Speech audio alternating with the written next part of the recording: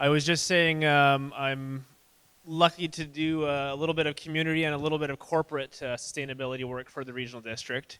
I came in just as the sustainability strategy was finishing up, so I have you guys to thank for that. And it's a great document. I often refer to it as a Chinese food menu for sustainability because there's just so many great things in there that I want to eat. And unfortunately, I can't eat everything in there because it's just too much. But so what we've done to implement the strategy at the regional district level is we really focused on the electoral areas. This is the area outside of the municipalities, and it's really the area that the regional district does most of its services.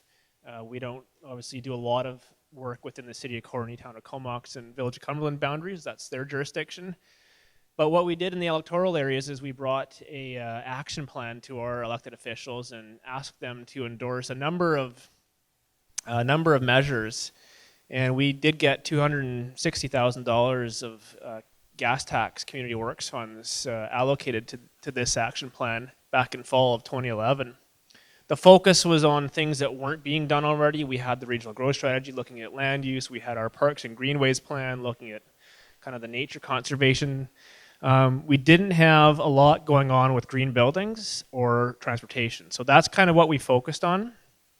And these are some of the things that we did. We did an online carpool resource program, not program, but web page, I guess you'd call it, where people could look for other rides that were going in the same direction that they were and join up. We did, or actually we're just doing our community climate action plan for the rural areas, and that's almost finished. We ran a number of rebate programs here, including some with Christy, who you'll hear from soon. We did a number of renewable energy demonstration projects on some of our buildings. Those were all solar photovoltaic. And we installed transit shelters and cycling amenities in the rural areas as well. The first year energy savings was about $2,000 for that. And we hosted a number of open houses for the public to come and check out those systems, ask questions of the installers. They've been very successful.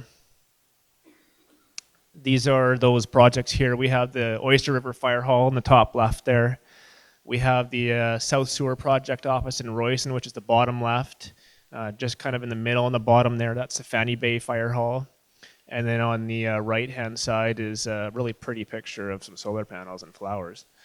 That's at our one of our water sites out in Little River, and that's our biggest system. That's a 7 kilowatt system. So all the three on the left, they basically offset the energy use at those buildings. And so we don't make any money off those, but we save money. The one on the right, we actually make money. And the first check we got from BC Hydro was a very joyous moment. Whoops. The other one I want to talk about was our corporate energy plan. So most of what I've told you has so far been in the community, but we've also been looking at our own energy use. And in 2011, we had a corporate energy plan adopted by our board. It includes a number of things, but some of the stuff we've done since adoption of that is we've undertaken a number of energy efficiency retrofits at our aquatic center, our sports center, our wastewater treatment plants, our water system, our own office. We've done some fleet management practices. We have a Nissan Leaf, which is the bottom left. That's one of our fleet vehicles available to staff. We also have an electric bike for staff that are doing meetings close by our office.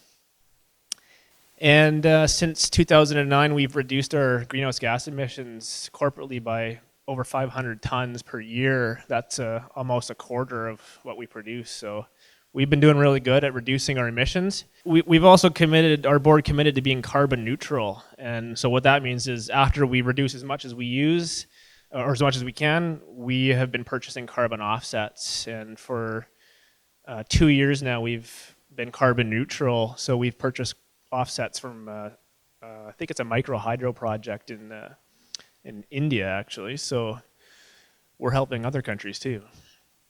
And so some of the money that we had budgeted for purchasing carbon offsets, we obviously used some of the money to buy them, but we had a lot of leftover money because we got a really great deal. And we've used that money to do some local investment projects, such as providing funds to Project Watershed for the Blue Carbon project.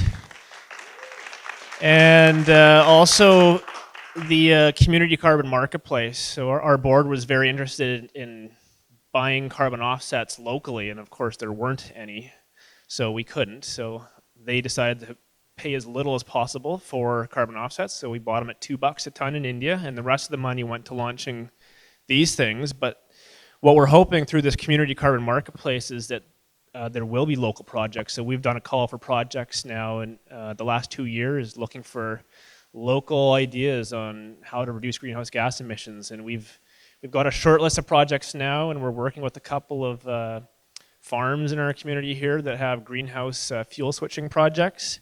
And we're also working with a food producer who also has another fuel switching project. So we're hoping maybe this year, but probably next year, we'll be able to actually buy local carbon offsets. So that'll be really exciting. And that's all for me.